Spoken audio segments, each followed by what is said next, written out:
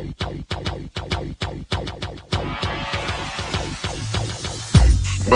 to the Odds Breakers, number one place for shared, sharp betting information. All right, welcome back, my friends, to podcast 9 of 2019. I'm your host, Kiev O'Neill. You can tweet me at The Public Dog, and you can tweet us at The Odds Breakers. This episode is being brought to you by MyBookie.ag. For a 50% first-time sign-up bonus, please visit MyBookie and use the promo code TheOddsBreakers. Terms and conditions apply. If you'd like to help us out with our costs, sponsor us. We would love to help you out. Please visit theoddsbreakers.com and become a member for $12.99 a month. You can become a member, and we will give you our picks and premium picks before the line moves. For $2 more, you can become a patron subscriber. Sometimes get the podcast a little early. And if nothing else, please visit theoddsbreakers.com to become a free picks newsletter subscriber. There's been a lot of great content posted up at theoddsbreakers.com. A couple of our handicappers are on a roll. If you are a handicapper and would like to do some freelance free picks and some write-ups for the website, especially when it comes to baseball coming up, or anything really, please visit theoddsbreakers.com, hit contact us, or find us on Twitter at theoddsbreakers. We'd love to hear from you. We have a jam-packed show for you today, covering some huge college basketball games for the weekend. My man Kyle Hunter is back from Hunter Sports Picks to discuss some key matchups. He's going to give you some information on some teams that might be a good buy or a good sell, talk about a little coaches. You're going to get a lot of information from this interview. We also have my man Dan Everett talk a little bit about the Big East at the end. He had just a few minutes to talk to us.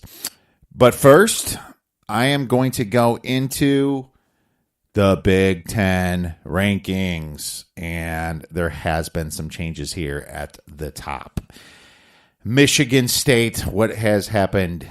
Losing 3 in a row, losing to Illinois. Yes, you have been demoted. Purdue is the number one team in the Big Ten right now, and they absolutely deserve it. They've taken care of business. Their non-conference wasn't nearly as good as what they've done already in the Big Ten, but I have to give them a top ranking right now. They beat Michigan State, took care of business against Wisconsin, Iowa, Ohio State, Minnesota, Penn State. You know, they, besides that Tuesday in January 8th against Michigan State, they haven't lost a Big Ten game since Michigan on December 1st, but they have a very easy schedule out, and Iowa is definitely had to move up to the top in my opinion. Now, are they vulnerable? Yeah, absolutely, they're a little bit vulnerable, but right now Purdue is the best Big Ten team in my ratings. Michigan State is second, and with a close third, I have Michigan. This could all change because there's going to be some big games next week between the Wisconsins, the Michigans, and the Michigan State. Wisconsin's facing them both. Wisconsin just took care of business against Maryland. So Purdue, Michigan State, Michigan, then Wisconsin's fourth. Maryland is fifth. Iowa is sixth. Minnesota is seventh. They're trending up for sure. Indiana is eighth. They also upset Michigan State. Nebraska is ninth. They had that huge injury losing Isaac Copeland. Ohio State is 10th. Illinois is 11th. No longer dead last or second to last. Illinois with Brad Underwood. Trent Frazier has been balling. Northwestern is 12th. They've kind of been free falling lately. Penn State is 13th. and Rutgers brings out the bomb at 14th. But Rutgers is actually doing a lot better lately too. They've been having some upsets. They upset Penn State, and I considered moving them ahead of Penn State, and then Penn State beat Northwestern. So the truth is that with Nebraska's injury, I think Nebraska, Ohio State, Illinois, Northwestern, Penn State, and Rutgers are all kind of bunched up. The next tier is Indiana, Minnesota, Iowa. And then the next tier is Maryland, Wisconsin, Michigan, Michigan State, and Purdue's probably is slightly above them. So, it's that's how you break down the Big Ten. And, it's going to be a fun finish this February up until the Big Ten tournament. All right. Well, let's move on to our first guest, Mr. Kyle Hunter from HunterSportsPicks.com. Now I'd like to welcome back a fantastic handicapper and college basketball specialist, Mr. Kyle Hunter of HunterSportsPicks.com. You can follow Kyle on Twitter at KyleHunterPicks. How you doing this week, Kyle? I'm doing well, man. This is February here, only 1 month till March Madness, and that's always my favorite time of the year.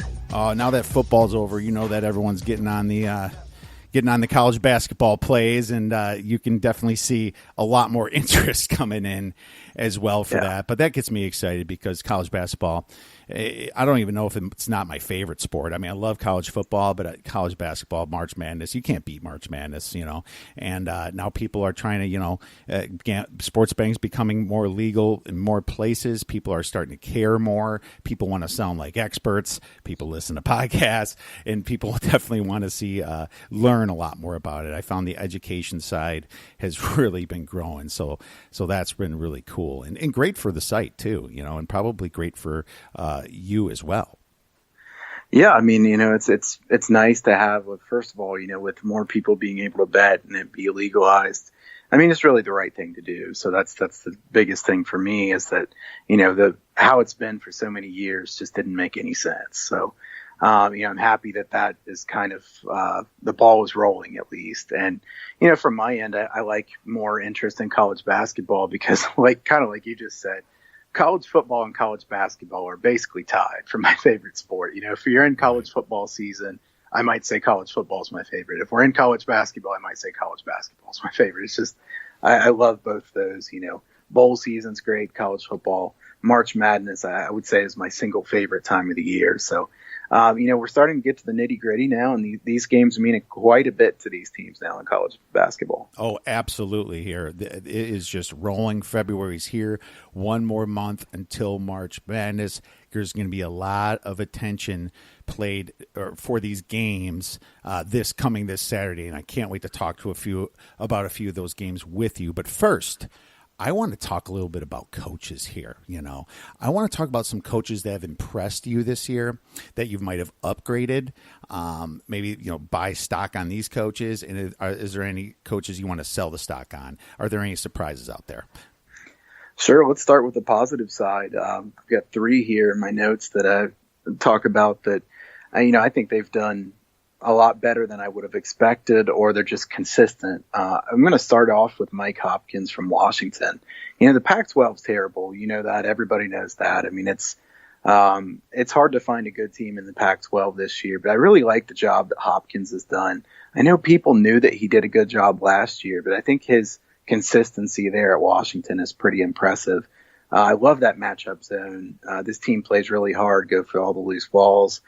They're not really good on offense, and yet they still find a way to win a lot of games. They're a tough matchup. We've seen this every year with Syracuse.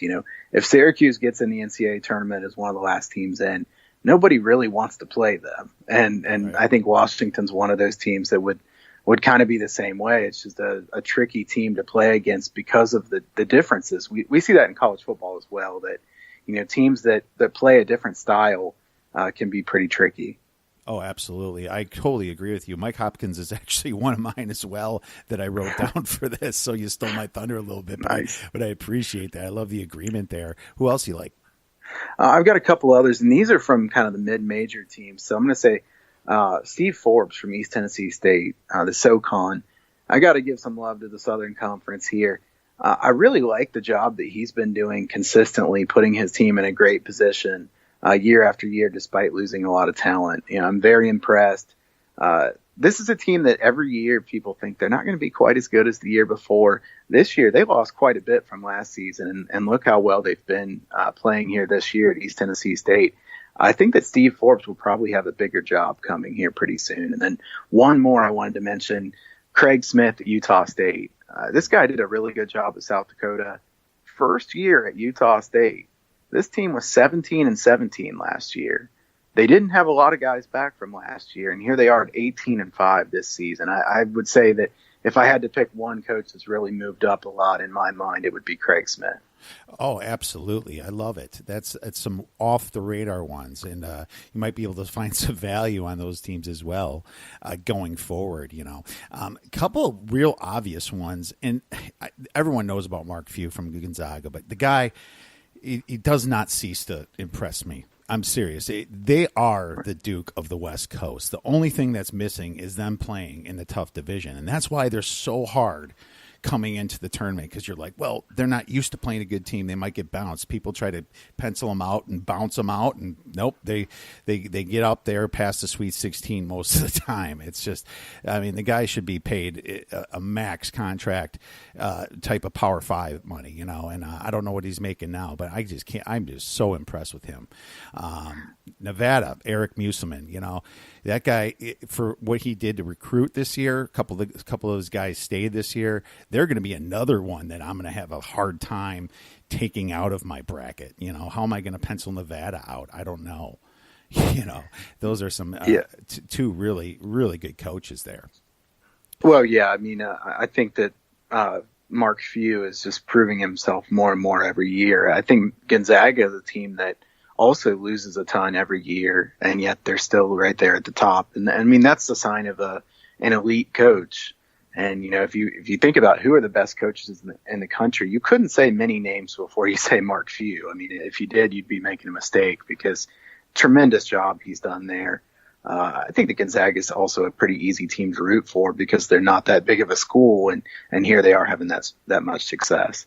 Absolutely. Matt Painter is another one from Purdue. And they were my fade team going in, and I'm supposed to be the Big Ten specialist guy, right? And now they've proven me wrong in my pocketbook a couple times this year, and they're just an amazing 3-point shoot. The way they shoot threes makes me think of Golden State and Carson Edwards. Man, that guy is just a winner. I'm very impressed with Matt Painter this year. I thought he's done he's blown away my expectations, at least. Brad Underwood from Illinois is on a recency bias. This guy's been upsetting some very big teams there, and I think it's only up for Illinois right now. Bobby Hurley from ASU, he's really got that program back on track. Nate Oates from Buffalo, Buffalo, they're still really good against the spread, even though they beat Arizona last year in the tournament. Somehow they're still kind of under the radar, which surprises me. And Casey Alexander from Lipscomb, right? This team's just been on a tear. They went into Liberty and really took care of business against the other top team in their division.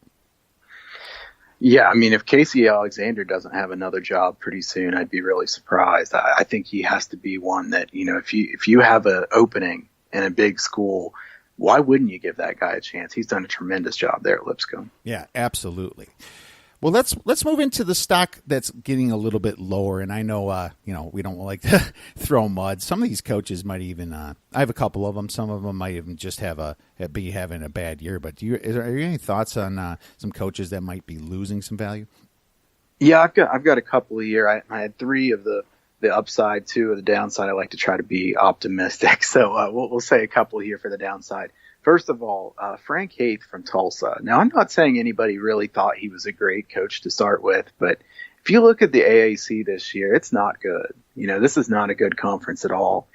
Tulsa has an experienced team, too, and they just aren't doing much at all with it. I have to think that, you consider him a disappointment, considering that they recruit fairly well there at Tulsa, and, you have a conference that's way down. You don't have teams at the top that are dominating the AAC by any means. So I feel like this is a opportunity for Frank Haith. And then the other one I have, and this guy, I'm going to say there's a difference here because I really don't think Frank Haith is a very good coach. But Mike White at Florida, I still think White's a good coach.